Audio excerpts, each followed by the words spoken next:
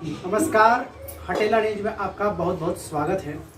आज हम पिठोरिया पंचायत के मुखिया मुन्नी देवी से जानेंगे कि ये अपने पंचायत में पूर्व में भी मुखिया रहे हैं और वर्तमान में फिर से निर्वाचित हुई है।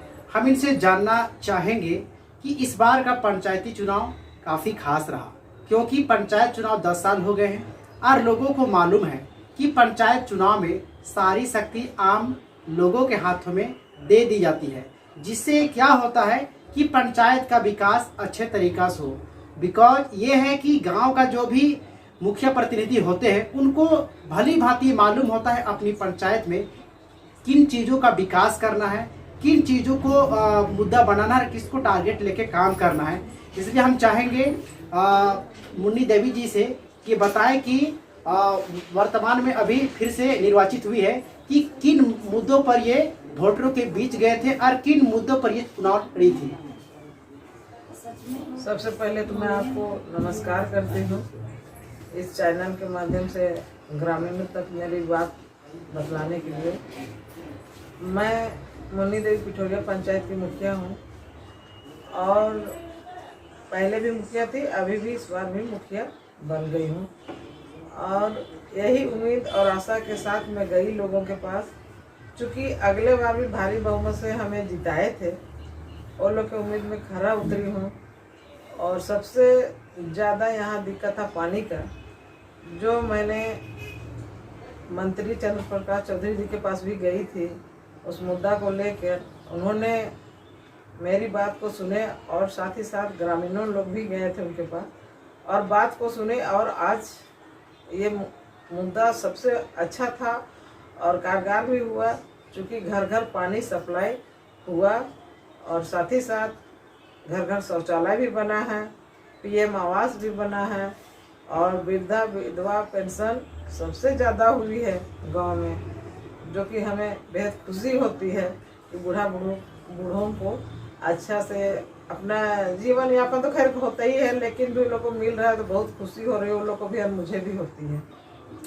और ज़्यादा अभी देखिए यहाँ बहुत सारा योजनाएं हुई है, जैसे पीसीसी, नाली, फेवर ब्लॉक, लाइट, जो भी काम हुआ है और उसमें भी अभी कुछ बचे हुए हैं। इस बार यही कोशिश रहेगी कि हम जितना भी गांव में काम है उस सभी काम को पूरा करेंगे।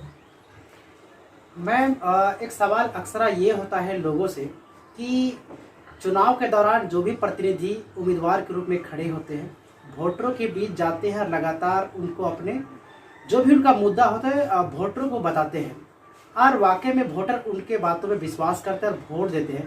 लेकिन कभी कभी ऐसा भी होता है कि जब उनको कभी साइन कराने की बात आई, कुछ बनाने की बात आई, तो बहुत जगह पर ऐसा देखा गया है कि मुखिया लोग को साफ पहचानने से इनकार करते हैं, साइन करने से इनकार करते हैं।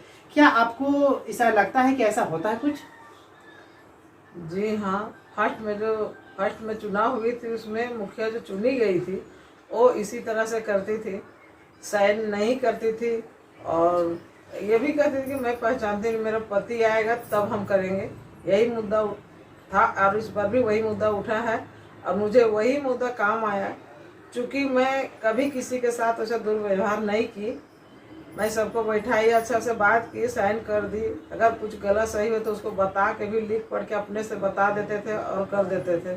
इसीलिए अभी सब लोग खुशी हुए और मुझे दोबारा से चुनाव जितवाए। जब आप लोगों के बीच में जा रहे थे तो लोगों का समर्थन किस प्रकार से आपको मिल रहा था?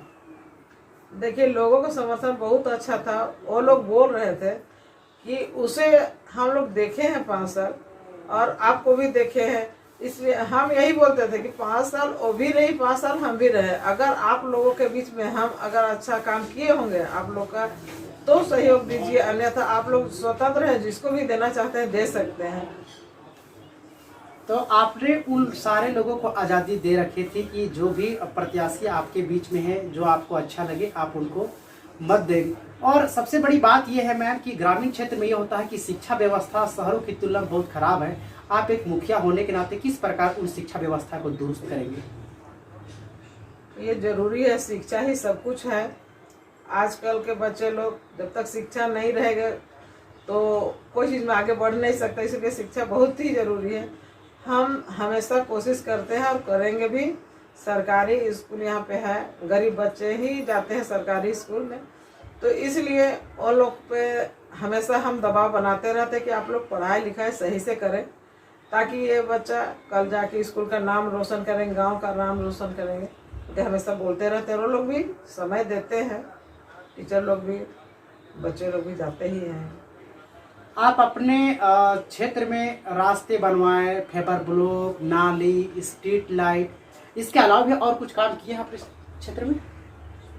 उसके अलावा जैसे पीएम किसान योजना, वो यहाँ पर कृषि क्षेत्र है, उसके लिए भी यहाँ पे बहुत फॉर्म भरे, मैंने साइन भी किए कि ताकि गरीब किसान लोग का कुछ काम आ जाए। बहुत ऐसे लोग हैं जिनका हुआ है। साथ ही साथ केसीसी भी बनवाए हैं। और ज़्यादा तो वही बोले ना, पानी का सबसे ज़्यादा प्रॉब्लम था यहाँ पर, पानी हो गया है।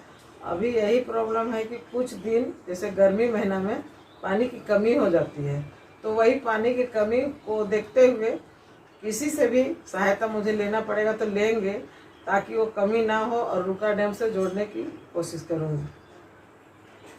मैम, जिन वोटरों ने आपको इन बार समर्थन दिया, वोट किया, आप उनको मैसेज के रूप में कुछ बोलना चाहेंगे?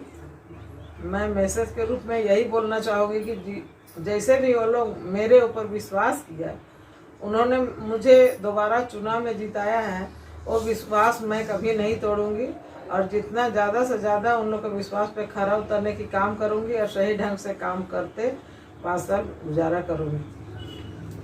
हटेला न्यूज़ से बात करने के लिए आपका बहुत बहुत धन्यवाद।